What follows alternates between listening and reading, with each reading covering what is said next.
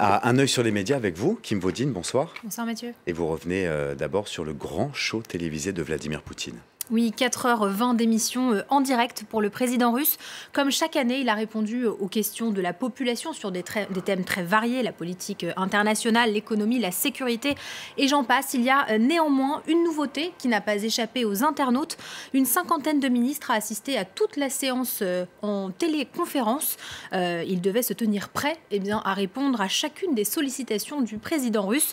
Voici donc le visuel qui circulait aujourd'hui beaucoup sur les réseaux sociaux. Une mosaïque des ministres en liaison vidéo. Ici, en légende, on pouvait lire « Les gouverneurs sont tendus. Chacun espère que Vladimir Poutine ne les appellera pas en direct ». Il y avait également cet autre tweet « Une pensée à tous les ministres figés à leur bureau dans la peur constante d'être jetés en pâture par le président Poutine », nous disait ce correspondant du Télégraphe à Moscou. Et puisque c'est bien de cela dont il semble s'agir pour de nombreux médias, comme le Figaro notamment, Poutine jette les ministres en pâture à la télé. Selon le correspondant du journal à Moscou, Vladimir Poutine a tout simplement relégué les plus hauts serviteurs de l'État à de simples exécutants, les laissant face aux doléances de la population auxquelles lui-même n'a pas voulu répondre. Pour exemple, un père de famille demandait au ministre des Finances une renégociation de ses emprunts, ou encore une jeune femme qui attend toujours d'être indemnisée après l'inondation de sa maison. En tout cas, pour Vladimir Poutine, tout ça n'est bien sûr que normal, que ce soit ces ministres qui répondent. Pour lui, les fonctionnaires doivent agir selon l'intérêt des gens qui vivent dans le territoire dans lequel ils exercent. Et en tout cas, une semaine à peine du coup d'envoi de la Coupe du Monde, Vladimir Poutine s'est voulu rassurant. La Russie avance dans la bonne direction. Et pour le dessinateur Kamensky, le président est prêt, gonflé à bloc même, comme on peut le voir, une seringue dans la main. Petit clin d'œil peut-être au scandale de dopage qui ont éclaboussé les athlètes russes éventuellement pendant les derniers grands événements sportifs. La toute-puissance physique et politique de Vladimir Poutine. Aux États-Unis, la détenue qui était soutenue par Kim Kardashian a été libérée par Donald Trump et ça fait réagir sur les réseaux sociaux. Oui, mais la vedette américaine s'est tout de suite réjouie de cette nouvelle sur son compte Twitter. On s'en souvient, Kim Kardashian s'était rendue à la Maison-Blanche, c'était il y a quelques jours, pour plaider la cause d'Alice Marie Johnson. C'est une 63 ans, elle était emprisonnée depuis plus de 20 ans pour trafic de drogue. Alors qu'elle avait été condamnée à la perpétuité, Alice Marie Johnson a été graciée par le président américain et libérée ce matin.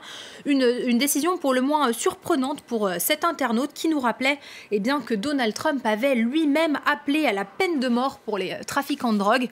Si bien sûr la plupart des internautes se sont réjouis de cette libération, beaucoup critiquaient tout de même la manière dont les choses se sont un petit peu réglées. C'est le cas de cette avocate qui écrivait aujourd'hui « Je suis heureuse pour Alice Johnson, mais qu'en est-il de tous ceux qui ne connaissent pas Kim Kardashian ? Voulons-nous vraiment que notre justice tombe si bas ?» Car selon le Washington Post, il n'y a pas qu'Alice Marie Johnson bien sûr, mais il y a 2000 autres détenus qui purgent des peines d'emprisonnement à perpétuité pour des crimes non violents liés à la drogue. En tout cas, si ses prédécesseurs avaient attendu au moins 2 ans pour gracier quelqu'un, Donald Trump, lui, en est à son 6e coup, si je puis dire. Le mois dernier, le boxeur Jack Johnson avait été gracié à titre posthume. Cette demande avait été faite après le plaidoyer de Sylvester Stallone. Ça sert de connaître des personnalités. Et puis, sur la toile, on a aussi beaucoup parlé du porte-parole de l'AfD, le parti de l'extrême droite allemande. Et pour cause, alors qu'Alexander Golan est allé se baigner dans un lac près de chez lui, rien de plus normal, me direz-vous Mathieu ? Normal. Eh bien non, ses affaires ont été volées. Le cofondateur du parti d'extrême droite allemande, l'AfD, a donc dû se rendre au commissariat le plus proche, en caleçon, comme on peut le voir ici. Une photo qui a beaucoup fait rire sur la toile, vous vous en doutez. Il y a des héros qui volent des capes, s'amusait à écrire cet internaute. En tout cas, selon le journal local, l'homme qui a emporté ses vêtements aurait crié « Les nazis n'ont pas besoin de batifoler dans l'eau ». C'est en fait une allusion directe aux propos tenus par Alexander Golan le week-end dernier. Il avait déclaré, je cite, qu'Hitler et les nationaux socialistes n'étaient qu'une fiente d'oiseaux en 1000 ans d'histoire allemande. Kim Vaudine, un œil sur les médias, merci beaucoup pour toutes ces informations.